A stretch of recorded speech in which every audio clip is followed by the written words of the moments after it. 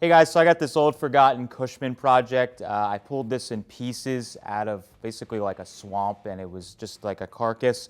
I got it for really cheap, and we thought it would be a fun project to kind of document how you can build something up. If you're starting your first project, this is a really great one because you can put these skills into building a car, but it's a little smaller and it's a little easier to finish. And also, if you have a car project and you just want something on the side for fun, I thought this would be a great one. So what we're going to do is basically do like a full custom Cushman project. So I acquired a 13 horsepower Briggs & Stratton engine with a starter on it, keyed ignition. That'll be really great.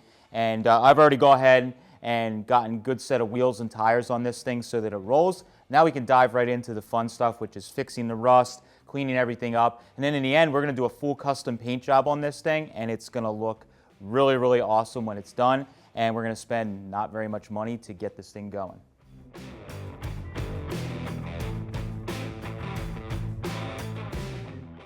All right, so this is the Cushman project. Like I mentioned, I pulled this thing out of the weeds. I found the back body half sitting like 20 yards away from the main section, and I've done just a little bit of work to get it rolling. So I threw a set of reproduction tires on it and got the wheels cleaned up. The fenders, obviously, they're here, but they're rusty, they're banged up.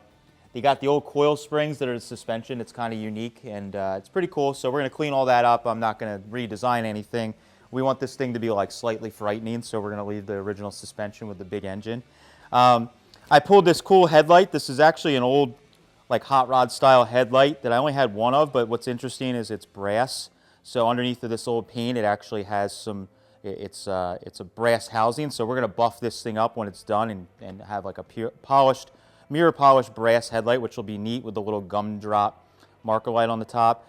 And I threw on just a little throttle that I found from another vintage like scooter. Threw that on there so we have something for the throttle because that was missing. It still has the original pedal on it for the brakes, which are actually built like into the drum on this. I got that all freed up, but they definitely need adjusting. I just got everything freed up so we can roll it around.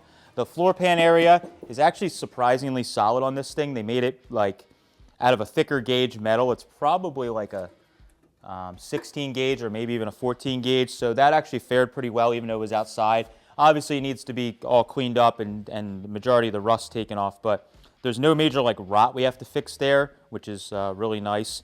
I got all the steering all freed up. That has fresh bearings in it, and they're all greased and ready to go. So that part of it is good.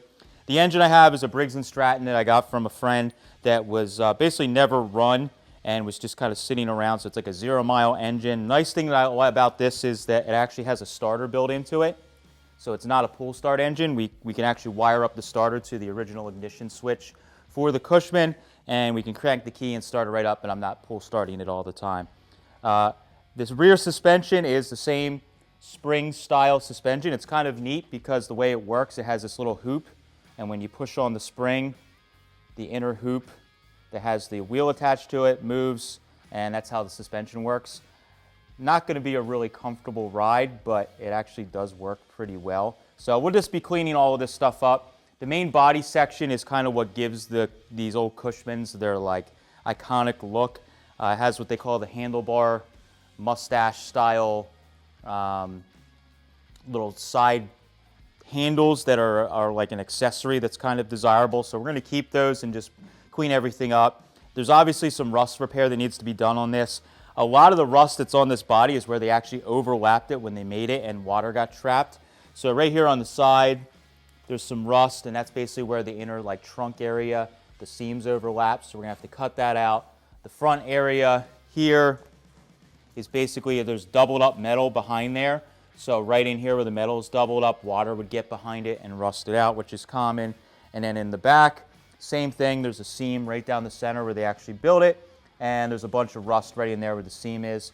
I got the little trunk area to open, and it's actually pretty solid. There's just a little rip here.